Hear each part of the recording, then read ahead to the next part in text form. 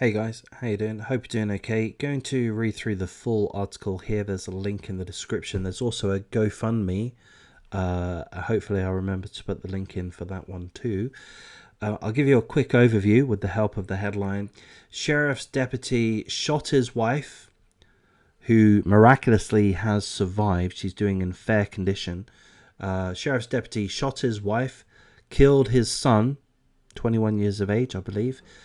He killed the family dog, and then he killed himself. And this all happened 2 months after he allegedly did a bank transfer of $40,000, which was flagged and halted. So essentially, there's allegations of financial fraud going on.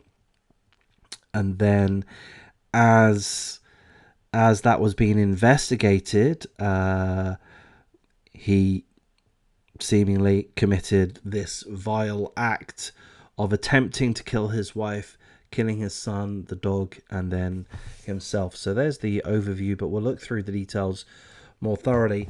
Authorities say they have every reason to believe that an upstate New York sheriff's deputy attempted to massacre his family a week ago, ultimately killing his son, himself, the family dog, and severely injuring his wife.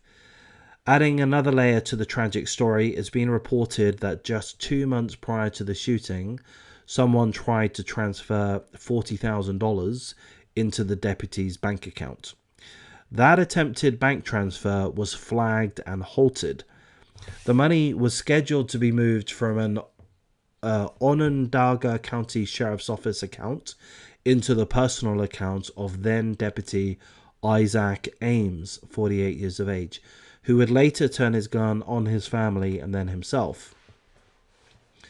Anti-fraud employees at the bank in question reportedly notified the county, Onondaga County, about the suspicious transfer, which was pending, and the transaction was never fully processed. So I'll just interrupt there. So we don't really know why it was flagged as a suspicious transfer. We just know that it was. I mean, it certainly was for a large amount. And if I understand correctly, it was being transferred from the Onondaga County Sheriff's Office account to this deputy's account. So, I mean, I don't really know what was going on there, but it just seems like straight theft would be my guess. Back to the article. On Monday, February the 7th, 2022, Isaac Ames was dead. He was found unresponsive at around 7:30 a.m. at his family's home in Clay, New York, after a neighbor called 911 to report several gunshots. The off-duty deputy's wife, 46-year-old Karen Ames, and his son, 21-year-old Troy Ames, were also there, suffering from their own gunshot wounds. The victims were rushed to the Upstate University Hospital. The deputy's body was found just past the foyer of the residence, according to the sheriff's office. His son's body was found on the landing of their staircase. He had been shot at close range in the head.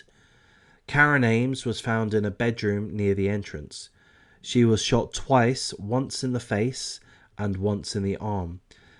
Here's a quote from the Onondaga County Sheriff, Gene Conway. His quote is, "There's indication that he shot his son and his wife and the dog and then turned the gun on himself.